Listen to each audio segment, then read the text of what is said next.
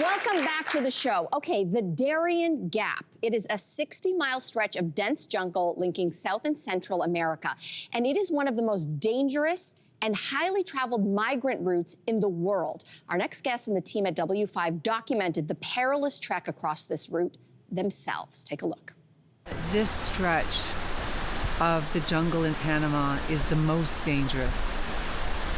What sorts of threats do these migrants face? They drown. Many people suffer accidents.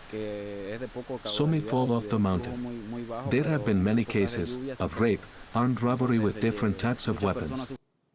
Last year alone, more than 500,000 people, including thousands of children, risked their lives as they journeyed towards North America, and numbers continue to rise. Here with more on this poignant upcoming episode of W5 is investigative correspondent and managing editor Avery Haines.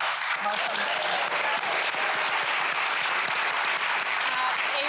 We have not been able to stop talking about this episode. It is so powerful. I'm curious, what made you decide that you wanted to do this story in the first place and go there yourself? I was on vacation in the south of Costa Rica, right at the border with Panama, and I came across these soccer fields filled with tents of people. And I went in and started talking to them, and they told me the stories of what they had endured by trekking through this jungle. And they've made their way through Panama, then into Costa Rica, and were then continuing the journey through all of Central America, and then through Mexico and into the United States. And I just realized this is a story nobody knows about. It's one of the largest and most dangerous migrant routes in the world. 520,000 people did it, many of them with children last year. My God. And so we went in and it took us 6 days to do. My goodness. Avery, who is making this grueling journey and why? Mostly it's people from Venezuela. That country is now in the grips of one of the largest mass migrations in human history. This is a country in complete economic collapse. A lot of people from Haiti. We know what's happening in Haiti right now. And increasingly people from China. From China. Can you fill in that gap? Well, yeah. I mean, they're flying to countries that have lower levels where it's easier to get visas to get there. Okay. Because the Darien Gap is the only land crossing between South America and Central America. So this is seen as a way, and it is a life and death gamble. We saw people who did not survive. We met people whose husbands did not survive. The terrain is something that I can't even really describe. We're climbing over rock faces and most of the time through rivers.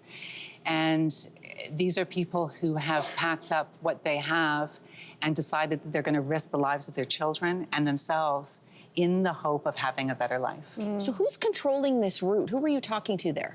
So the Colombian side is controlled by the Gulf Clan cartel. And they claim publicly that they have nothing to do with the migrant crisis. And yet I got an interview with a member of the Gulf Clan cartel. And that in itself was an experience and a whole lot of trust of where we were being led. But he point blank admitted something that they have denied always, which is they tax every migrant that goes through their territory for safe passage. $500, $1,000, sometimes $2,000, depending on the route. And so they are making hundreds of millions of dollars a year off the backs of these people. Wow.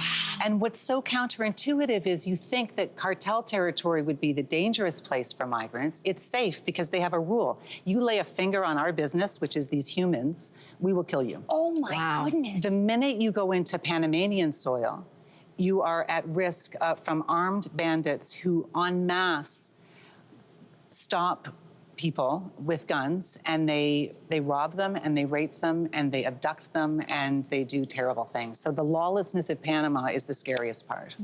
Can you, I know you said you couldn't describe it, but can you take us through some of the terrain that you experienced and thousands of others, of course, experienced? Yeah, you know, harrowing is the only word I can kind of come up with. And in this documentary, I've really tried to make you feel as though you're there with me and with these migrants as we go through here. It's mostly rivers, hundreds of rivers we crossed, unbelievably steep cliffs where you're hanging on to little threads or pieces of cloth in order to get through. We saw people die. The people who we saw who did not survive had fallen. So one of the biggest dangers is an injury. And then the only way out is the way in. And if you don't have somebody to carry you out, you're left there to die. You stepped over a dead body. We stepped over 3 dead bodies. It's remarkable. Talk about the supports. Like, are there any supports along the way? Like, if you're thinking just basic supports of water or food, like anything, help. On the Colombian side, there is, because it's a real legitimate business by the cartel. So they can buy food, they can buy water. They're tricked by their guides into believing that the trek will only take 2 days. So they take 2 days of water and 2 days of food, and then they're stuck in the jungle, and it's another 4 days, 5 days, 6 days. It can be weeks, because if you get lost, which is very easy, you're there for weeks without food. By the end, I think one of the most distressing parts is by the end, the people who were begging me for my food, which I had, I lost 9 pounds in 6 days. Wow. My cameraman lost 16 pounds and I tell you that only because that gives you a sense of the physical exertion that's taken for that. Yeah. We met, and these are people that are like us. This family that I met from Venezuela, they're music professors, traveling with their 4 children. One of them, 9 years old, carried a guitar on his back through rivers and over cliffs. A pregnant woman, 8 months pregnant, whose husband died on a place called Death Mountain, which is, it's like walking up a ladder for hours with a cliff on either side of you. Oof. And he died. Yeah. Avery, what happens when people, or if people successfully make it through the Darien Gap? They then get shuttled from country to country in Central America on buses, because every country no country wants them, right? So they kind of shuffle them through. They go through cartel territory in Mexico, where they're at huge risk. They make their way to the border, and then they are either detained often, and then quite often deported back to their homeland.